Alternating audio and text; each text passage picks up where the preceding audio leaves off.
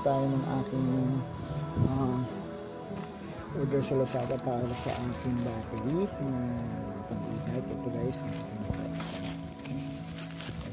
buksan ko na para madali nyo ng ibibuhan yan guys. Sobrang safe kasi nilagyan niya ng ano yung tawag dyan, papel. Ayan. So ito yung aking bracket. Ayan siya guys. Diyan nakalagay yung 2650. So 16 pieces siya.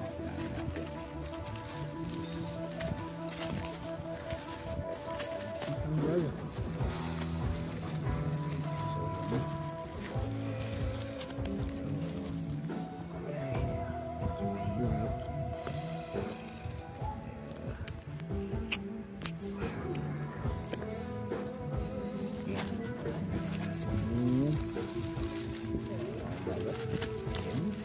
Sobrang secure guys.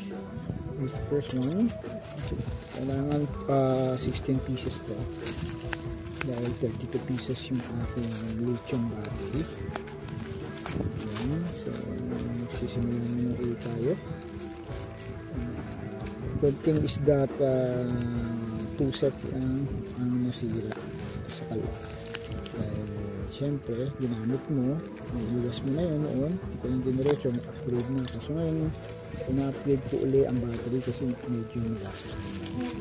So gusto ko na i-dire-diretso kasi nga, grabe, secure na secure guys. Ano talaga siya. Yan, aking bracket. 16 pieces yan. So kulang pa ako ng nagkamali ako ng order, dapat 32 pieces.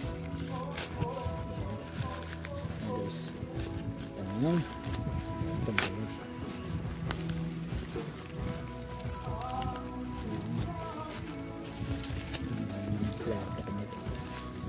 So nasa kwarto ngayon ako.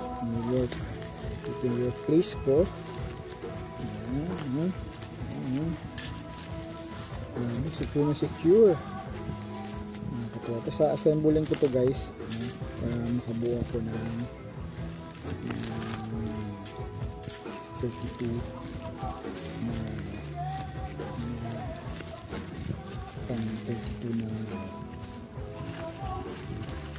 na P and 32S na ang battery. Ay, ang hirap, ang dumi. Ang dumi na. Ayan na guys. Kailangan natin kung paano yung in-order ko. 16 pieces. Medyo mahal to. Okay lang dahil mas mura pa rin mag-assemble kaysa bumili. Halos pareho na rin kasi yung presyo ng mas mura pala mag-assemble kasi pag bumili ka ng 100 AH na lead acid, pumapalo na rin yung 5,000. So nasa 3,000 more.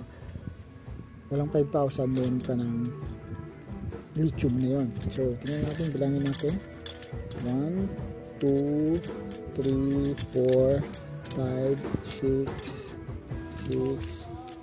7, 8, 9, 10, 11, 12, 13, 14, 15, 16 lahat siya guys. So yan guys, successful dahil bali ang ginagawa ko dyan yan, dinudugtong ko muna yan. So yan siya, idudugtong ko muna kasi ganyan yan no. Kasi may sample ko na isa. So ang mangyayari, bubuin ko nito guys. So ganyan lang yan. Yan alright, tayo nyo lang at mabubuo na rin itong aking battery pack na lithium ion na naka-updated na. So, napili tayo guys. Hanggang dito na lang. Thank you.